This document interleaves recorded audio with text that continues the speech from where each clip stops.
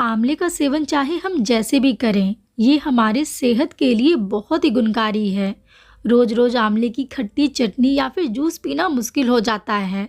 तो ऐसे में आंवले की खट्टी मीठी चटनी बनाकर रख लीजिए। पूरे साल भर भी ये खराब नहीं होगा। खाने में ये इतनी ज़्यादा टेस्टी है कि बच्चे तो बिना किसी सब्जी के पूरी पराठे रोटी सिर्फ इसी से खा लेंगे। और आज इस चटनी को हम बिना चीनी के गुड़ के साथ बनाकर तैयार करेंगे। तो चलिए बिना देरी किए इसे हम बनाना शुरू करते हैं।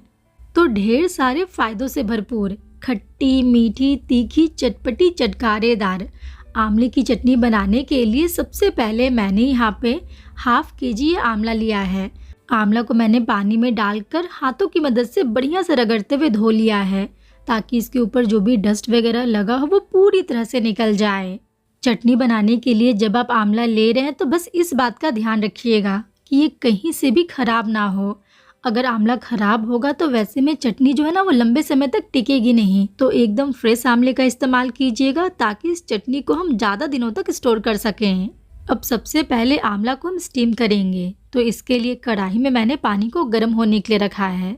इसके ऊपर स्टीमर वाली प्लेट रखकर ये सभी आंवला को हम स्टीम होने के लिए रखेंगे। जैसा कि हम सभी जानते हैं, आंवला में काफ़ी ज़्यादा मात्रा में विटामिन सी और एंटीऑक्सीडेंट होता है, जो हमारी इम्यून को बढ़ाता है। साथ ही साथ हमारे heart, blood pressure, blood sugar सबको ये कंट्रोल करता है। कोलेस्ट्रॉल, डाइजेशन और वेट मैनेजमेंट में भी ये बहुत ही हेल्पफुल है। हमारी स्किन, आँखों और बालों के लिए भी ये बहुत ही फ़ायदा करता है। तो किसी भी फॉर्म में रोज़ एक आंवला हमें ज़रूर खाना चाहिए। ढककर मीडियम टू हाई फ्लेम पर आंवला को मैंने पूरे 15 से 17 मिनट के लिए पकाया है। और अब आप देखिए इसका कलर पूरी तरह से चेंज हो चुका है। सभी आंवला के ऊपर क्रैक्स आ चुका है, मतलब कि ये अंदर तक अच्छे से पक चुका है। अब निकाल कर थोड़ी देर के लिए इसे हम ठंडा होने देंगे। हल्का सा ठंडा होकर देखिए इसकी जो कली है ना वो बहुत ही आसानी से अलग हो जाता है। तो ऐसे आंवला को तोड़कर इसके अंदर की जो गुठली है ना उसको हम हटा देंगे। आज जिस तरीके से इस चटनी को हम बनाने वाले हैं, इसके लिए आंवला को हमें ना ही धूप में रखने की ज़रूरत है और ना ही इसे हमें ग्रेट करना है। बहुत ही आसान और सिंपल तरीके से इस चटनी को बनाकर तैयार करेंगे। तो ऐसे सारे आंवलों को तोड़कर किसी भी पोटैटो मैशर या फिर कटोरी या फिर ग्लास के पीछे वाले हिस्से की मदद से इसे हम मैश करेंगे। आप चाहें तो आंवला को हाथों से भी मैश कर सकते हैं। ये अच्छे से पककर सॉफ्ट हो चुका है, जिसकी वजह से बहुत ही आसानी से मैश हो जाता है। अगर इसमें छोटे छोटे चंक्स आंवला के रह भी जाएं तो भी कोई दिक्कत नहीं है, उससे चटनी का जो टेक्सचर है ना वो और ज़्यादा बढ़िया आता है। तो देखिए सभी आंवला को मैंने अच्छे से मैश कर लिया है। अब चटनी बनाने के लिए मैंने यहाँ पे एक भारी तले की स्टील की कढ़ाई को गर्म होने के लिए रखा है। इसमें हम 1 से 2 छोटा चम्मच घी डालेंगे। बहुत ज़्यादा घी डालने की ज़रूरत बिल्कुल भी नहीं है। जैसे ही घी हल्का सा गर्म हो जाएगा, गैस की फ्लेम को लो करके ये जो आंवला को हमने मैश करके रखा है ना वो इसमें डालेंगे। अब यहाँ पे बहुत ही ज़रूरी पॉइंट, आंवले की चाहे कोई भी रेसिपी बनाएं, उसके लिए एल्यूमिनियम, लोहा, पीतल या फिर तांबा का बर्तन बिल्कुल भी इस्तेमाल नहीं करना है। इन सब से रिएक्ट होकर आंवला का जो टेस्ट है ना उसमें कड़वापन आ जाता है। यहाँ पे आप कोई भी स्टील का बर्तन, हार्ड एनोडाइज या फिर नॉन स्टिक बर्तन का इस्तेमाल कर सकते हैं। कोटिंग की वजह से कोई भी रिएक्शन नहीं होगा। आंवला को हमें भूनने की ज़रूरत बिल्कुल भी नहीं है। बस एक बार घी के साथ अच्छे से मिलाने के बाद अब इसमें हम गुड़ ऐड करेंगे।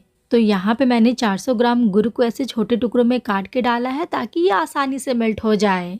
अगर आपको कम मीठा पसंद है तो गुड़ की जो क्वांटिटी है ना वो थोड़ा कम भी कर सकते हैं। बस ये ध्यान रखिएगा कि गुड़ को हमें छोटे टुकड़ों में काट कर या फिर ग्रेट करके ही डालना है, ताकि ये जल्दी मेल्ट हो जाए।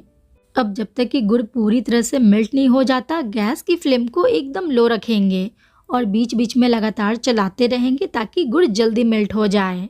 यहाँ पे ध्यान रखिएगा कि आंवला का अपना काफ़ी सारा जूस होता है, जिसकी वजह से गुड़ बहुत ही आसानी से मेल्ट हो जाएगा। तो इसमें हमें पानी बिल्कुल भी नहीं डालना है। सिर्फ 3 से 4 मिनट में ही देखिए गुड़ पूरी तरह से मेल्ट हो चुका है। तो अब चटनी को और ज़्यादा चटपटा बनाने के लिए इसमें कुछ मसाले ऐड करेंगे। तो मैंने इसमें आधा छोटा चम्मच हल्दी पाउडर, साथ में एक अच्छा सा कलर के लिए 1 से 1.5 छोटा चम्मच कश्मीरी लाल मिर्च पाउडर डालेंगे, ताकि चटनी तीखी ना हो। आधा छोटा चम्मच दरदरा कूटी हुई काली मिर्च, साथ में 1 छोटा चम्मच सौंठ डालेंगे, जिसे कि हम जिंजर पाउडर भी बोलते हैं। अगर जिंजर पाउडर नहीं है तो वैसे में ताजे अदरक को भी घिस कर डाल सकते हैं। मिठास को बैलेंस करने के लिए एक छोटा चम्मच काला नमक डालकर सभी चीज़ों को अच्छे से मिला लेंगे। सर्दियों के मौसम में ये सारे मसाले इस चटनी को और ज़्यादा हेल्दी बनाता है, तो ज़रूर डालिएगा। अच्छे से मिलाने के बाद देखिए चटनी में बहुत ही प्यारा सा कलर आया है।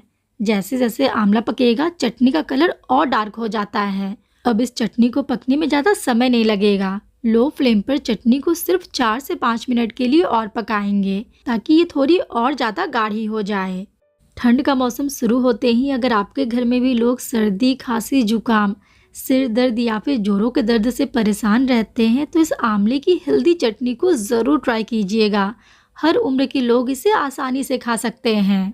चटनी को पकाते हुए मुझे यहाँ पे पूरे 5 मिनट हो चुके हैं और अब आप देखिए इसकी कंसिस्टेंसी एकदम परफेक्ट है।